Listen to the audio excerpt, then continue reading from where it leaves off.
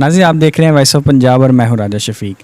ناظرین جیسا کہ آپ کو معلوم ہے کہ اسلامی جمہوریہ پاکستان کے اندر ایک ٹرانسجنڈر ایکٹ 2018 کے نام سے ایک بل پاس ہوا ہے جو کہ خواجہ سراؤں کے حقوق کے حوالے سے، لیکن اگر اس کو آپ تفصیلی اس قانون کا اسٹڈی کریں اس قانون کو، تو یہ LBGT کمیونٹی جو ہے یہ بیسیکلی اس کو سپورٹ کرنے کے لیے ایک چور دروازہ جو ہے وہ پاکستان میں کھولا گیا ہے کہ اگر پاکستان کے لوگ اس کو ہضم کر لیتے ہیں تو پھر اعلان جو ہے وہ یہ کمیونٹی جو ہے، جس طرح عورت مارچ ہم نے دیکھی کہ عورت مارچ ہمیں ہر سال فیس کرنا پڑتی ہے جس کا کہ عورتوں کے حقوق کے ساتھ کوئی لینا دینا نہیں ہے، اسی طرح LGBT کمیونٹی جو ہے یہ بھی ہر سال جون کے مہینے میں سڑکوں کے اوپر نکلنے کا ارادہ رکھتی ہے۔ ہمارے ساتھ اس ٹاپک پر بات کرنے کے لیے سید قاری انعام اللہ شاہ بخاری صاحب موجود ہیں۔ سر بہت شکریہ آپ نے ہمیں ٹائم دیا۔ سر پہلا سوال میں آپ سے بغیر وقت ضائع کے یہ کروں گا کہ کیا کوئی شخص اسلامی معاشرے کے اندر رہتے ہوئے اپنی جنس کو تبدیل کر سکتا ہے؟ اگر کرتا ہے تو پھر اس بارے میں شریعت مطہرہ کیا کہتی ہے؟ نحمدہ و نصلی علی رسولہ الکریم، اما بعد۔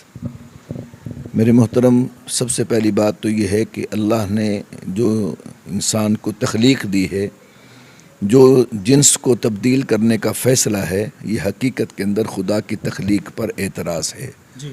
اور خدا کی تخلیق کا منکر جو ہے وہ ہم اس کو دائرہ اسلام سے خارج سمجھتے ہیں، کیونکہ یہ جنس تبدیل کرنا، یہ خدا نے ایک مرد پیدا کیا، ایک عورت پیدا کیا۔ قرآن کہتا ہے یا ایھا الناس انا خلقناکم من ذکر و انثی، ہم نے تمہاری تخلیق ایک مرد اور عورت سے کی ہے۔ معلوم ہوا کہ پروردگار نے جو ہمیں جنس دی ہے یہ خدا کی تخلیق ہے اور خدا کا فیصلہ ہے۔ جنس کی تبدیل کرنا یہ خدا کی تخلیق پہ انکار بھی ہے اور خدا کے فیصلے کا بھی انکار ہے، ہم اس کو دائرہ اسلام سے خارج سمجھتے ہیں۔ اچھا مولانا، اسلامی معاشرے کے اندر اگر اس طرح کے قوانین کو عوام کے اوپر مسلط کرنے کی کوشش کی جائے، جیسا کہ ہماری سیکولر پارلیمنٹ ہر دفعہ کرتی ہے، ہم نے سود کے معاملے میں دیکھا، وفاقی شرعی عدالت نے یہ کہا بھی کہ ملک کے اندر جو ہے وہ 5 سال کے اندر اندر سود کا خاتمہ کیا جائے، لیکن ابھی تک اس حوالے سے کوئی پیش رفت نہیں ہو سکی۔ اور ڈومیسٹک وائلنس بل ایک آیا جس کے تحت جو ہے گھر کے اندر جو ہمارا خاندانی اسلام کا نظام ہے اس کو سبوتاژ کیا گیا۔ اب یہ ٹرانسجنڈر ایکٹ آیا ہے، ان حالات میں اگر یہ ایکٹ پاس ہو جاتا ہے، فی الحال تو یہ وفاقی شرعی عدالت میں اور جو انسانی حقوق کا کمیشن ہے اس کے زیر واچ ہے، وہ اس کو اسٹڈی کریں گے۔ اگر میرا خیال ہے کہ یہ اس کو اپروو کر دیں گے دونوں، چونکہ پہلے بھی یہی ہوتا رہا، اگر یہ ہو جاتا ہے تو پھر ایک عام مسلمان، ہمارا مذہبی طبقہ جو ہے اس کے اوپر ذمہ داری کی عائد ہوتی ہے، ہم اس قانون کو منوان تسلیم کریں گے؟ میرے محترم، پہلی بات آپ نے 2 باتیں کہی ہیں جی۔ ایک تو کہا اسلامی نظریہ کونسل، میں نہیں سمجھتا کہ اسلامی نظریہ کونسل والے اس کو پاس کر دیں گے، کیونکہ وہاں تو علماء بیٹھے ہیں، اگر وہاں بھی یہ فیصلہ اس کے خلاف آ جاتا ہے، یعنی کہ اس کے حق میں آ جاتا ہے، تو میں یہ سمجھتا ہوں پھر وہاں کا علماء کا بیٹھنا فضول ہے۔ باقی رہا مسئلہ کہ اگر یہ فیصلہ کر دیتے ہیں تو یہ اصل میں سارے مرعوب ہیں بین الاقوامی طور پر، جہاں پر نہ ان کے ہاں کو قانون ہے، نہ ان کے ہاں شریعت ہے، نہ ان کے ہاں دین ہے، جس کی بنا پر وہاں ہر چیز جائز ہے۔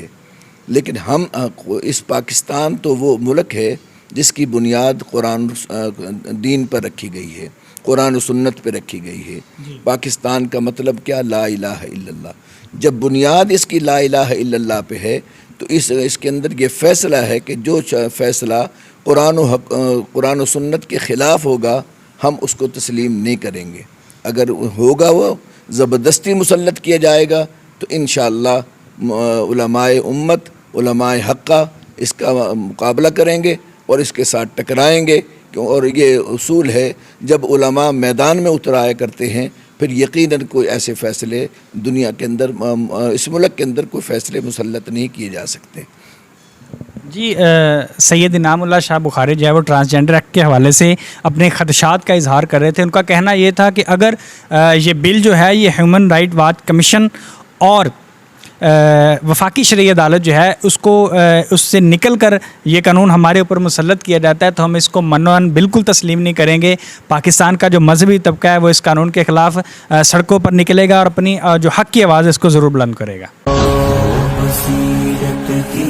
آنکھ کھولو یہ سامراجی نظام بدلو. ہوا غلامی کا دور رخصت، ہوا غلامی کا دور رخصت، یہ صبح بدلو یہ شام بدلو، نظام بدلو.